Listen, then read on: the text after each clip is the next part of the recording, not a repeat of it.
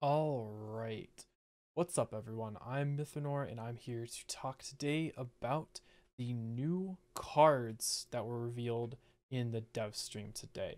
10 new gold cards um, that are, a lot of them are focused on the new arena mode, which we also got news about coming out next week when the season ends on the 28th. So I'm going to jump right in with these cards, and we're just going to take a look at their abilities. I'm going to give my take on them because I know a lot of people have been asking, and so I'm going to put out this video for anyone to see. So I thought it would be best to just find the images instead of just text because one thing I want to do is I do want to appreciate the card art in Gwent because it is honestly one of the best things about Gwent, and it's definitely by far the best done thing in Gwent, in my opinion. Like, the art is top notch in this game, and the premiums are also mostly really, really good. But the art is just fantastic. So I wanted to show that off so anyone could see them. And I just think it's better to get a visual of the card, and you can see what it is. You can see it's neutral. You don't just have me saying it or reading it. So this is Ihiraquox? I'm not sure how you pronounce this name, but this is apparently a unicorn, a named unicorn in the Witcher lore. I don't really know much about it, but it is a neutral 7-point gold card. It's got it's got a cool card art. I can't wait to see this thing's premium because I want to know what the hell's going on here, and just to see it in better resolution than this little screen cap from the stream. So it on deploy deals 5 damage to self. Then, when this unit's current power equals its base power, deals 7 damage to 3 random units. Alright, so first thing I want to head off is apparently this is supposed to say 3 random enemies, not 3 random units, because units in Gwent implies it can hit your own side. This should not hit any units on your side. So that, 21 points of damage, but random, that could be good, but its condition is the problem here. If you play this card as a 2-point play, like just play it base power, 2-point play, that is extremely low tempo value. So you have to play it while already ahead for most part, or have one coin flip and don't mind going down that card. It also means the card is extremely easy to remove. You could, it's probably going to be the lowest unit on the row. Someone could just apply Frost to the row and it would die before it could do anything. Pretty much any form of damage will kill this at 2 power. So that pretty much leaves this as its only playable option is in some sort of hand buff deck, or maybe even a siege support, K20 siege supports buffing it. It still wouldn't instantly proc its ability with that because they would only be able to buff it by 3, maybe 4 if you for some reason had operated one, but it might be less likely to insta die. But I think the only case that this would actually be played is in hand buff. So you would buff this to 12 points. It would deal 5 damage to itself when it gets played, and it would be back to 7 power, and its ability would instantly proc, making this a max 28 power play the instant it hits the board. Now, this does require a little bit of setup, but this is an example of another card that doesn't really have much of an active effect because of the way its conditional works. It will pretty much always be played as an instant effect. It technically can be viewed as a card that you play and then buff, and then its active effect or its effect procs, but it doesn't fit that category very well because it almost cannot be played that way. So it's not as much of a point vomit, but it's very similar. It's a card that you play it gets its value, and it's done. There is some people questioning whether can you damage this, so it's at 7, you damage it down to 6, and then you heal it back to 7. Would it then proc again? and do another 21 damage.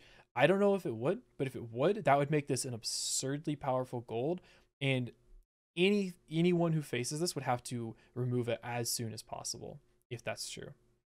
But overall, I think I'm gonna give these. I'm gonna give cards ratings out of 5. Okay, just to do it that way.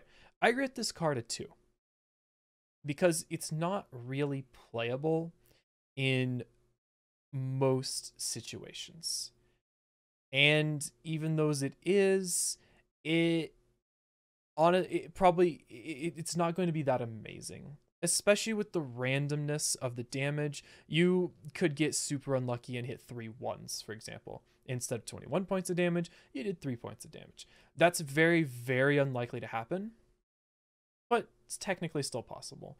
I don't think this is going to be a very good card. I don't think this will be played. Maybe, someone will make a Scoia'tael hand buff deck that utilizes this a little bit. I guess you could also put it in like Foltest and you play Foltest and then you play Operator for a 4th siege support. You play the 4 siege supports. It's already buffed by 1 from Foltest. You play it, it gets buffed by 4, so its total buff, it's to 12, and it damages itself to 5. That's a fun little meme. Never actually going to work though, because who has ever seen 4 siege supports survive on the board? But overall, I don't think this will be a very good card. It's a very interesting effect. It shows a little bit of creativity in card design that we have been lacking in recent balance changes, but overall, I don't think this will be very good, just because of the nature of it not being able to be played. Even in Arena, actually, especially in Arena, this will be hard to play, because I think in Arena, you're going to see a lot more removal, because it's solid value a lot of the time. And on top of that, in Arena, it's going to be hard to guarantee that you're going to be able to buff this thing back up to 7. It has to be exactly 7 as well. So you have to heal it for exactly 5 points. Otherwise, it doesn't proc. If you heal it with 2 Mahakam Ales, it doesn't proc, because it would have buffed by 4 2 times. If you heal it, you have to be very careful with these buffs, and it's going to be a very difficult thing to pull off as well. If it said equal or greater than, that might make it a little bit better in that regard, but still overall, I don't think it's going to work out very well. So we'll move on to the next card. There we go. Dandelion Vainglory. So this is another neutral. I love this card art. I believe this was in Witcher 3 Gwent, and it's a 9-point gold body. It's again neutral. So his ability boosts self by 3 for each Geralt, Yennefer, Triss, and Zoltan card in your starting deck. Why this doesn't include Ciri, I'm not entirely sure, but whatever, no big deal. It in constructed, so not the current form of Gwent that we have, this is a max 18-point card that also requires you to run cards that probably aren't that good for your deck, because you have Igni, you have Yrden, you have Ard, and you have regular Geralt. Okay, Igni's played somewhat. Ard and Yrden, no. Regular Geralt, no. Yennefer, regular Yennefer, yeah, sometimes played. Yennefer, Conjurer, no, not played. And the Yennefer Enchantress, actually, sometimes played. But even still, you're not going to play Yen Enchantress with any of the Geralt cards, for example. And then Triss, you have 2 Triss cards right now, and neither of them are ever see play anymore. Zoltan also has 2 cards, and neither of them see play either. You're going to have to put cards that wouldn't normally play to make this work. And that's just to get 18 points out of a gold. Not very good here. Then you talk about Arena. So this card, people are saying designed for Arena. But the problem with that is you have to know early in your drafting of cards that you're going to get this card. And that's just not going to happen, right? So the only time you can reliably pick this card is if you find it first, your first gold. You take it, and then you just focus for all of the Geralt, Yennefer, Triss, and Zoltan cards, which, again, those actually might be a little bit better in Arena, some of them, but overall, not amazing cards for the most part. However, if you don't find enough of those cards, you can end up with a 12-point gold if you're really unlucky. You might only find Igni, for example. You end up with a 12-point gold because of that. So it's a really risky card to take in Arena mode, so I don't think it'll be played much there either. Overall, I'd give this card 2.5, 3 out of 5. Better than the last one. Still not going to be very playable. So then we have a new Roche card. So 5-point gold body. This is our first faction card. It's for Northern Realms, of course. And his ability... This is an interesting ability. This ability has to change. Destroy a face-down ambush unit, then draw a card. That ability... I'm trying to figure out how to word this properly, because that ability is both amazing and terrible at the same time. And the reason for that is, let's say you put this in a deck and you know you're going to face Scoia'tael and you know they're going to run ambushes and you know you're going to have Roche when those ambush gets played.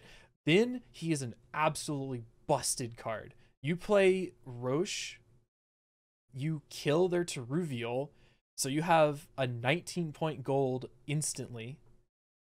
And then on top of that, you draw a card. So you have a plus 19-point spy.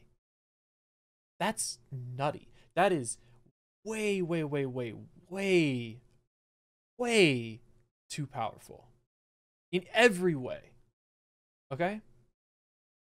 On the other hand, in order to run this card, you have to be in the position where 4 out of the 5 factions that you will face, this card is worthless against, because they don't have any ambushes. This is just talking about constructed right now, okay? They won't have any ambushes, so this card is a 5-point body in those games. He doesn't draw a card either. This card has to have its ability changed. Now, then you talk about Arena. Okay, Arena, sure. Ambushes are pretty good cards in general, and you can draft cards not from your faction. So you see Roche, you take Roche. Your opponent sees an ambush, they take an ambush. They play their ambush, say Teruvial again. You play Roche, you kill their ambush. Now you got a card advantage and played a huge tempo play. In Arena, card's busted. You can't do that. Like whoever made this card needs to stop. This card has to be changed. This card, I will almost guarantee this card gets changed before it's released, because they have to realize that this card is completely busted in polar opposite ways. It's too good and it's terrible at the same time. So, because of that, I'm going to give this card 2 ratings. It has a 6 out of 5, and it has a 0 out of 5 at the same time, because it is just a fucking weird card. It limits people from playing ambushes, but at the same time, it will never get played in Constructed. In Arena, you might draft it, because odds of your opponent getting ambushed, not that low. And the odds of them taking that ambush, pretty high. So, yeah, I would take Roche Merciless in Arena. Never would build him in Constructed. And if he gets taken in Arena, he's too good for Arena. So, I don't know. This card overall is a terrible, terrible design. It needs to get changed. That's about it for this card. So then we have Yennefer Necromancer. So we got another Yennefer card. Yay, 4 Yennefer cards now, actually. Yennefer Necromancer. Nilfgaard faction. 5-point gold body. Resurrect a bronze or silver soldier from your opponent's graveyard. All right. So she's essentially a worse caretaker in a faction that has Vicovaro medics, right? Vicovaro medics.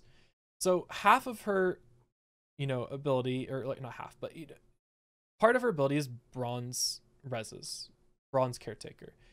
But Vicovaro medic already does that and does it better because it's not limited to soldiers. So you're like, okay, but you have silvers as an option now. But if you take a look at the silver soldiers in Gwent right now, there's about 7, maybe 6, and only 2 of them would ever be worth resing with Yennefer Necromancer.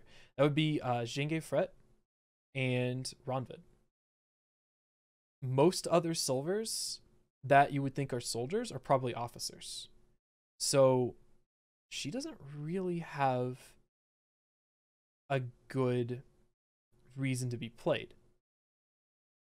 Because if it's a bronze, you could have played Vicovaro Medic and put a bronze in your deck instead of a gold to do the same job. Granted, she has 4 more points as on the body as well, but she takes up that gold slot. And if you're looking to res silvers, well, if you're not against Northern Realms or Skellige, and even Skellige, the odds of them playing Jenge are about 50-50 maybe, then you're looking at a lot of games where this card just completely whiffs in value and is not worth it. So I'm gonna give this give it a 2 out of 5. Not playable, just kind of bad. Won't be picked in arena either because hell, your opponent could not have any soldiers for all you know. They're very common bronzes, but why would you take this as a gold in that case? So, Imlerith Sabbath. Really good card art. I really like it. Along with the Yennefer one, I didn't mention it, but I really like the Yennefer card art too. 5-point gold body. They seem to. I'm wondering if this 5 points is a placeholder, or if they just happen to feel that all these cards should be 5 points, or if it's just kind of lazy. We'll slap 5 points on it and come up with this ability. I don't know. Kind of weird that many in a row. But hey, what do I know? So 5-point gold monster card, of course. Duel the highest enemy on turn end. If this unit survives, heal it by 2 and give it 2 armor. What is important to note, first off, is heal does not say boost. So this can only heal it up to 5 power. Unless heal is just sort of misleading in this case, it should only ever be buffing itself back to 5. All right. The 2 armor, however, I assume by give it 2 armor, it means add 2 armor. So if let's say for instance, you play him as a 5, he duels an enemy, and so the enemy, let's say for some reason the highest enemy is a 1. You duel it, it deals 1 damage to you, and then, or wait, I guess you would insta kill. So let's say the highest enemy is a 5. You hit it and it insta dies. You have then you're given 2 more armor. So now he's a 5 with 4 armor. That is what I'm assuming would happen, but I'm not 100% sure because of the card wording. We'll have to wait and see. Overall, I'm gonna give this a 3 out of 5. I am back and forth on whether this card could be good. Because he'll duel every turn, he could potentially be good, especially if you buff him yourself. So, I mean, you just play Swallow Potion on him, and he's suddenly, he's dealing 10, 15 points every round, or every turn. That's pretty damn good. You can play him with Longships as well, so that he instantly gets buffed when he hits the board. You might be able to try some sort of hand buff, but that's not really a thing for monsters too much. In Arena, hand buffing him could be good, yeah. But overall, he's an interesting card. One of the problems with him is, assuming he's not buffed, he's very easily removed because he's only 7 points to remove, um, which is not that hard to come by. And even if you have two long ships on the board, he's only going to be nine points to remove at that point. So again, not too difficult to remove for your opponent. But he's an interesting card. I do like the idea of his effect. It's different for sure.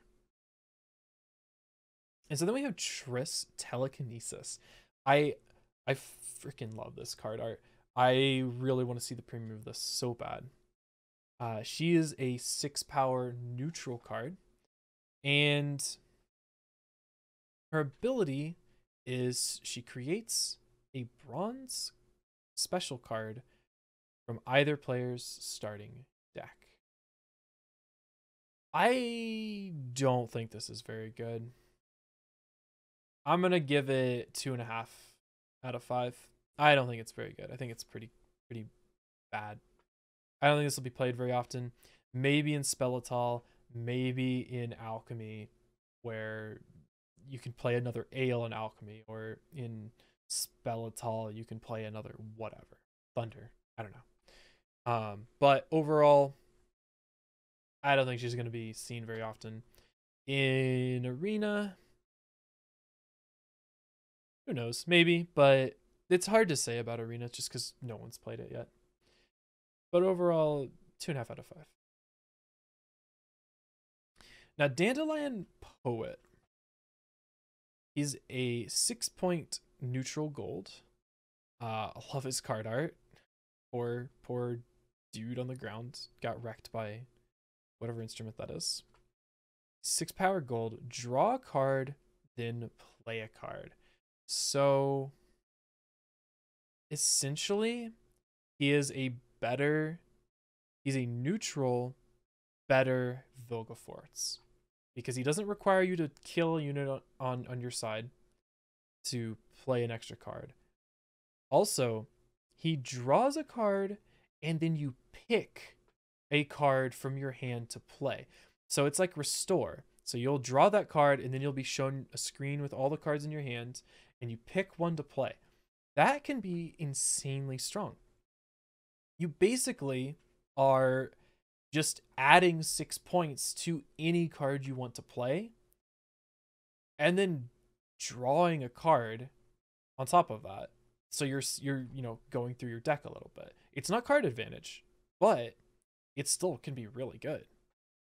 So overall, I think he's pretty powerful. I think out of all the cards so far, this might be the most powerful. I'm gonna give it a 4 out of 5, maybe a 4.5 power wise, but we'll have to wait and see. I think you could see some interesting stuff. You play this with like tempo Hinselt, and you have even more tempo all of a sudden, because instead of opening with Ronvid, you open with Dandelion Ronvid, and then you open with Natalis into Winch. So you played a 17-point play with Dandelion Ronvid as your opening play, going second. Then you play Natalis Winch Tower for 18 points. You played 35 points in 2 turns.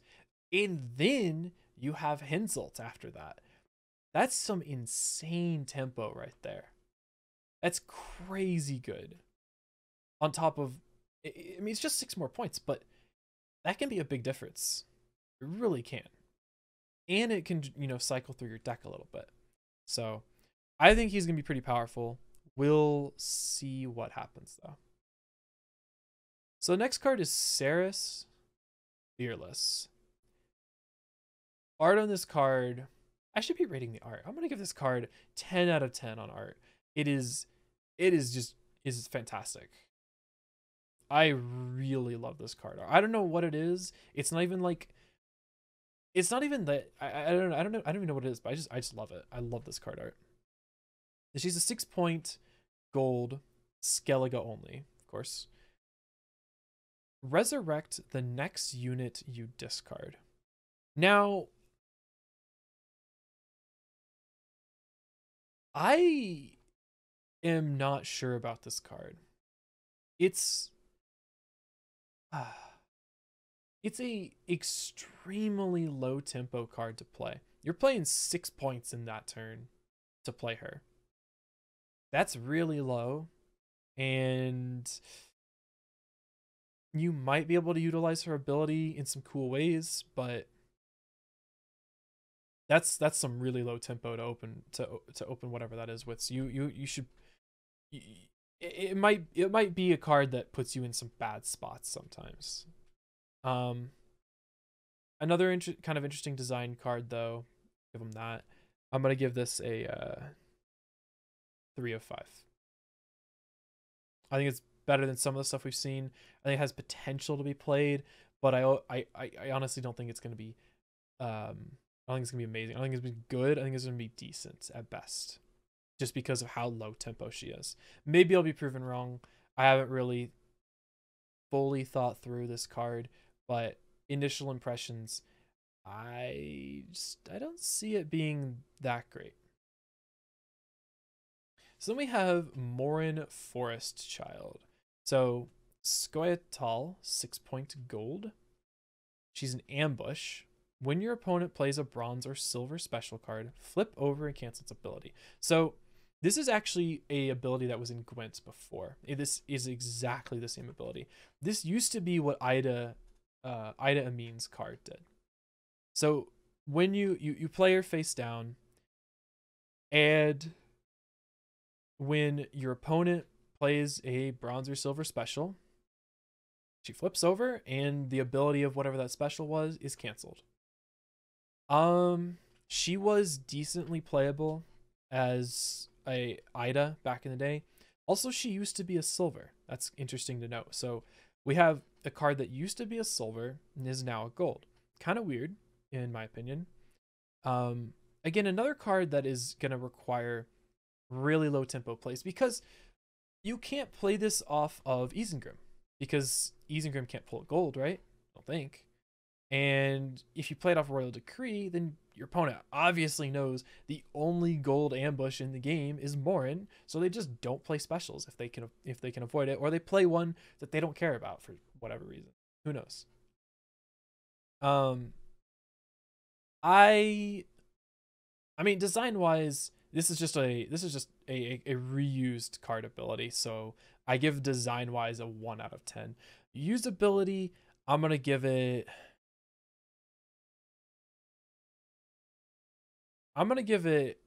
a 3, because specials are actually very common now in Gwent, even in factions that didn't used to use them. Skellige, for example, Nilfgaard, for example, didn't use a lot of specials in the past. Now you're seeing ointment. You're seeing the fidget spinner card, whatever the beast res card in Skellige is. I'm blanking on the name. Bone Talisman. You're seeing Bone Talisman, so those would be canceled as well. So I think she's decently playable. So I'll give like 3.5 out of 5 for playability. And then we have Geralt Professional. So this card art you may recognize from one of the past events in game. He is a 7-point gold body, and he deals 4 damage to an enemy. If it's a monster card, destroy it instead. This is another card. It's not as bad as Roche Merciless, but it's another card like that where it only can work against specific things. So you can't play this in Constructed, because 4 out of the 5 factions don't play monster cards because they're not monsters. So this is this is an 11-point gold in those cases. And even against monsters, you're looking at, let's assume you hit a big necker with it, a 20-point necker. Wow, you played a 27-point gold that is extremely limited in its usability. And in Arena, this wouldn't be taken either, because there's no guarantee your opponent's going to take monster cards. A lot of monster cards, especially in like draft mode, are not going to be very good. So I think I give this card like a 1 out of 5 because I think it's terrible. It's such a waste of a kind of cool card art and just another Geralt card that is not going to see play. I mean, we already have Irden, Ard, and regular Geralt that don't ever see play right now, and we're just going to add this one to the group. Only one that's ever going to see play is Igni. But I think that's it. That's all the cards. So that's going to cover it. That's my take on them. Overall, a little disappointed in the card reveals just simply because there's so many kind of bad cards. I mean, there's one card that I rated above 3, and all the others I just don't think are gonna. I don't think they're gonna be very playable, especially Roche, the Unicorn. Like these first 4 here are really, really not playable to me. Imlerith, Sabbath, maybe. Triss, maybe. Dandelion, probably. Ceres, maybe. Morin, maybe. And Geralt, Professional, no. So that's 5. I think that's 5 out of the 10 that I'm like 80% positive will not see any actual play. And most of them won't see play in Arena either. Like Geralt Professional won't. Yennefer Necromancer, maybe you pick Yennefer Necromancer. Maybe the other golds that you got were trash. Roche Merciless. It's just so hard to say because you risk just playing a 5-point gold. Dandelion, probably not. And this one, probably not. So overall, I'm just a little disappointed in these cards. Personally, I think they should be working on reworks and balance changes to the current cards instead of creating new ones. I do appreciate the card art. I really like these card arts. There's not a single bad card art in this bunch. They're all really, really good. But I think they should be working on their current cards and getting things into a better state of game. So overall, I'm gonna rate this card reveal as a 3 of 10. The art, 8 of 10. Okay, so overall, not great, but we'll see what they do. They can always make changes to these cards' abilities in the coming days, and we'll see what happens by next week, because these should be releasing with Arena on March 1st. So that's gonna be all for this video. If you haven't seen some of my other videos like the Sabrina highlights or my Kingdom Come playthroughs, check those out as well. But that's it. I'm gonna cut it short here, or I'm gonna keep it short here. Adios. Hope you enjoyed this, and have a good one.